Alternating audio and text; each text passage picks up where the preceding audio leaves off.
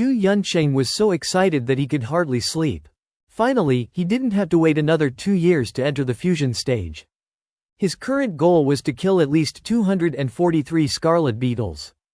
He had to leave his room, venture into the darkness, and find those isolated scarlet beetles to absorb their vital energy. Equipped with a new absorption talisman, a handgun, a collapsible crossbow with arrows, and a longsword prepared during the Sunshine Era, sealed with a divine weapon talisman for close combat. In addition, Ch.10 anxiously crafted a 6 armor talisman to enhance his physical abilities and defense. After completing all this, several days had passed. Finding scarlet beetles wasn't difficult. Frequent terrifying screams from a distance and intense gunfire clearly indicated their presence. Given Ch.10's current abilities, it was best to ambush isolated scarlet beetles. If they appeared in groups, he would have no choice but to flee. He dismissed the idea of scavenging in areas where the military and beetles clashed.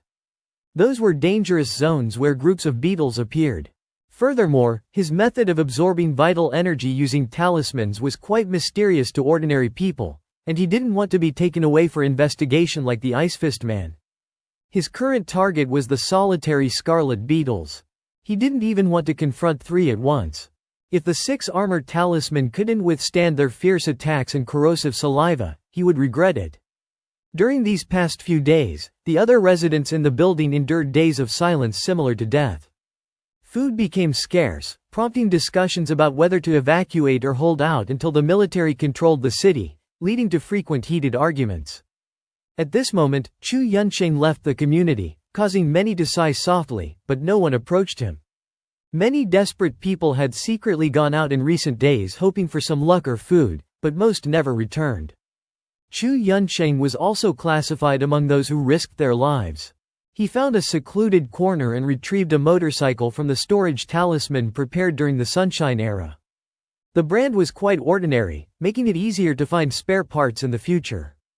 Wearing a 4th-generation night vision device smuggled at a high price from abroad and its accompanying helmet, Ch.10 accelerated towards the nearest screen, feeling somewhat exhilarated. Under the enveloping darkness of Shen City, there was no longer the prosperity of past neon lights and revelry. Occasional passing headlights resembled ghostly lights in a dead city. The towering skyscrapers around, shrouded in silence and darkness, seemed like monsters waiting to devour. When Ch.10 arrived at the source of the screams, he found only a headless torso lying there, intestines and blood pooling under a nearby utility pole, a nauseating sight. The scarlet beetles couldn't have gone far. He parked the motorcycle, armed himself with the crossbow against the building's wall, and silently moved towards another street. The night vision device was a high-performance product with 4th-generation low-light, filmless gate technology, smuggled at a high price from overseas, strictly controlled domestically. To cope with the pitch-black dark era, he also equipped himself with an active infrared emitter. Beetles, due to their protective shells, didn't emit infrared radiation and could only be detected by reflecting ambient light. However, in completely dark areas, an active infrared emitter became essential for detecting them. Turning around a corner, and then another, besides occasional panicked humans, Ch.10 encountered not a single scarlet beetle. He shuddered at the thought. Perhaps now he was the only person in the world hoping to encounter beetles. Just as he was about to leave the area, a piercing scream came from a nearby building. Subsequently, he heard chaotic and terrified cries. Ch.10's heart skipped a beat as he quickly hid, vaguely seeing a large hole broken in the window of the 2nd floor. The situation inside was unclear, but infrared imaging showed several figures moving around 5 or 6 floors high, albeit indistinct due to wall obstruction. Ch.10 focused, relying on the physical enhancements of the 6 armor talisman, and climbed through the hole in the 2nd floor using the protruding parts of the wall. He proceeded cautiously, unsure of the number of beetles due to the thick walls, needing to prevent any unexpected occurrences. Screams echoed incessantly, even mingled with cries. In the quiet night, they were piercing.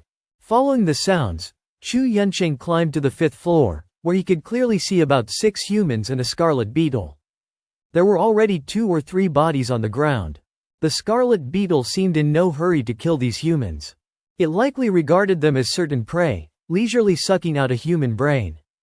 The few people cornered against the wall huddled together, occasionally letting out desperate screams. The night vision device couldn't show their expressions through the wall, but Chu Yunqing was certain that these people were as panicked as he was the first time he faced beetles, full of fear. The scarlet beetle's greedy gaze eventually settled on a fair-faced girl.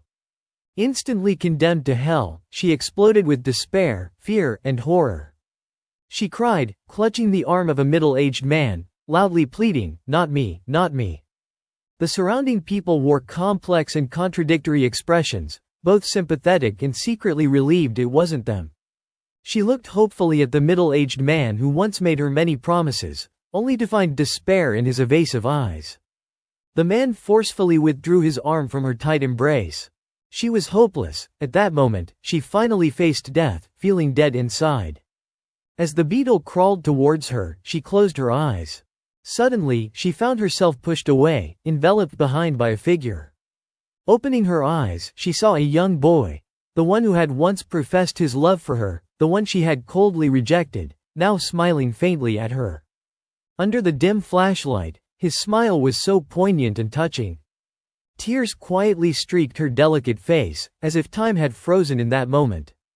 But the beetle didn't stop. Indifferent to such childish behavior, it wasn't in any hurry to take the bait.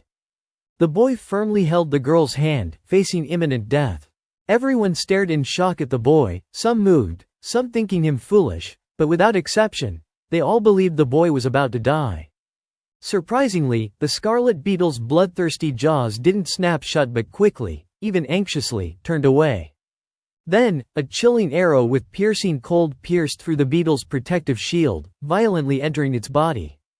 The scarlet beetle barely had time to scream before being surrounded by hissing ice, rapidly becoming a scarlet beetle ice sculpture. Everything happened so suddenly, yet so strangely. The scarlet beetle even maintained its posture as it turned around. For a moment, almost all 6 people couldn't think. This scene completely exceeded their understanding. Following the direction of that arrow, a man in a gray coat, wearing a peculiar helmet and holding a crossbow, was scrutinizing them.